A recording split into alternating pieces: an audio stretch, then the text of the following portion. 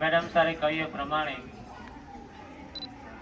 આ શાળામાં આવતા નકારાત્મકતા દૂર થઈ જાય અને હકારાત્મક બની જઈએ એવી આપણી આ મહાઉત્સંગ ના કિનારે આવેલી અતિ રમણીય જગ્યાએ આવેલી આપણી સ્કૂલ ઉચ્ચતર ઉત્તર બુનિયાદી આશ્રમ શાળા ગેલવાડ.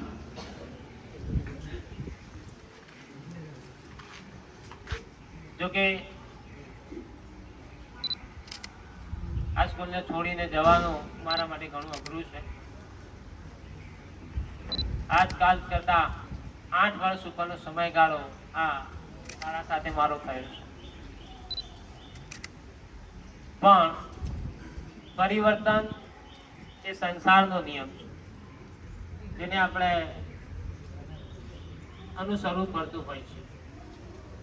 અને એ ન્યાય જૂના શિક્ષક તરીકે સરકારશ્રીના ધારાધોરણ મુજબ આજે જે મારી જૂના શિક્ષક તરીકે ખેડા જિલ્લાના કટલાલ તાલુકામાં કાણિયલ ગામમાં મારી બદલી થઈ છે ત્યારે સરકારના પણ આજે હું ખૂબ આભાર માનું છું કે એમને અમારા જેવા શિક્ષકોને જૂના શિક્ષક તરીકે વતનમાં જવાની, પરિવાર સાથે રહેવાની અને સામાજિક કાર્યો કરી શકીએ એના માટે આ તક પૂરી પાડી છે. એટલે સરકારનો પણ ખૂબ આભાર માનું છું.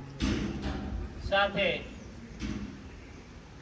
છોટાઉદેપુર જિલ્લામાં મારો ઓર્ડર શિક્ષક તરીકેનો ઓર્ડર 8/12/2016 ના રોજ 22 જેતપુરનું મોટી બેઝ ગામ મને મળ્યું હતું.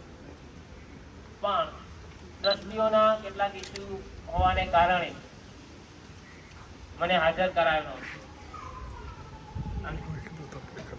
એ પછી 2 મહિના રહીને એ વખતે મને ખ્યાલ છે કે આપણા છોટાઉદેપુર જિલ્લા શિક્ષણ અધિકારીની કચેરીમાં મહેશભાઈ પ્રજાપતિ કરીને જિલ્લા શિક્ષણ અધિકારી સાહેબ હતા.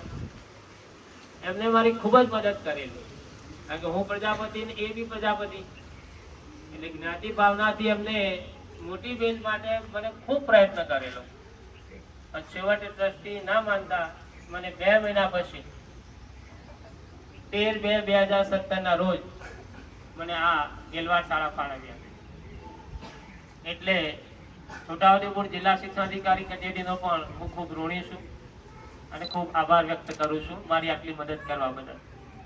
સાથે વડોદરા જિલ્લા પછાત વર્ગ સેવા મંડળ જ્યારે મને મોટી બેન્ચ હાજર નહોતું કરતું ત્યારે અને ફરીવાર મારી આ સ્કૂલ બદલાઈ ત્યારે ઓફિસથી પૂછી જોઈ મંડળમાં કે ભાઈ આ તમારે ત્યાં હાજર થવા માંગે છે ગેલવાડ આશ્રમ શાળામાં, તમે હાજર કરવા તૈયાર છો ને?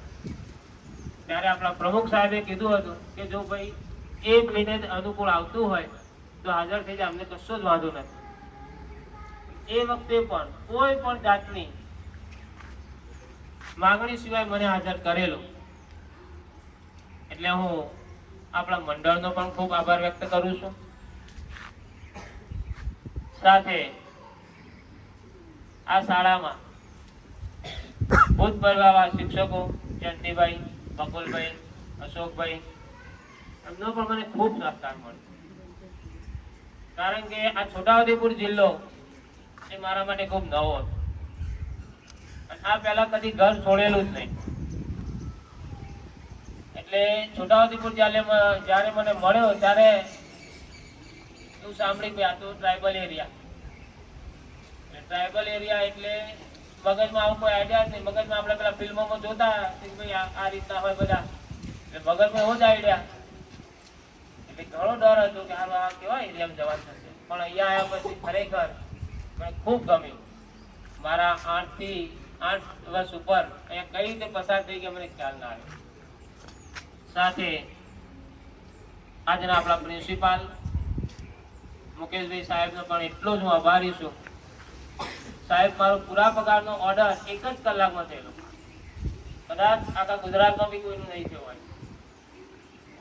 એના માટે હું આપણા સાહેબ સાથે આપણા મેડમ સર એમનો પણ ખૂબ આભાર માનું છું અને જિલ્લા શિક્ષણ અધિકારી કચેરીનો પણ ખૂબ આભાર માનું છું.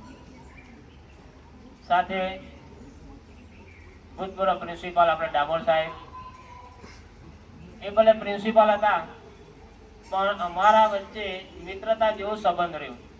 રિટાયર થયા ત્યાં સુધી પણ આજે પણ ક્યાંક અમુક સમય એમનો ફોન આવતો રહેશે, તબિયતને પૂછતા રહેશે. ડામોર સાહેબનો પણ ખૂબ આભાર વ્યક્ત કરું છું. સાથે અમારા ક્લાર્ક એવા પુરુષોત્તમભાઈ, એ પણ અમે અમારાથી રિટાયર બી થઈ ગયા, મારી ઉંમરમાં મારાથી ઘણા મોટા, છતાં પણ અમે મિત્રતા જેવો જ વ્યવહાર અમારો રહે છે. પટાવાળા એવા મનુ કાકા, એ પણ અમે મિત્રો જેવા જ રહ્યા છે. કદી અમને પટાવાળા શિક્ષક ક્લાર્ક આવો કોઈ ભેદભાવ અમને જોવા મળ્યો નથી આપણા સ્ટાફમાં.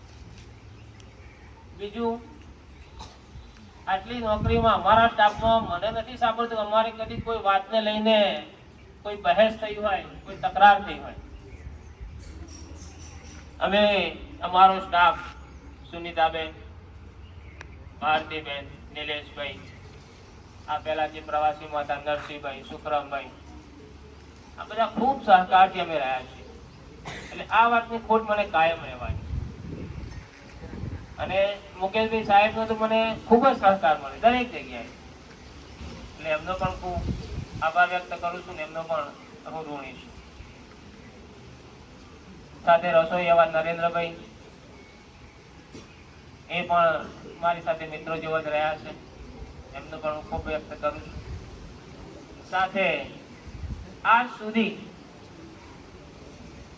જે મને મારા વિદ્યાર્થી મિત્રોનો જે પ્રેમ મળ્યો છે, જે સહકાર મળ્યો છે, એ પણ મારાથી ભૂલાશે નહીં. એટલે આવા મારા સુંદર મજાના વિદ્યાર્થી મિત્રો નો ખૂબ આભાર વ્યક્ત કરું છું. અને આ સાથે આ શાળામાંથી બધાને આભાર વ્યક્ત કરતા મારી વાણીને વિરામ આપું છું. જય શ્રી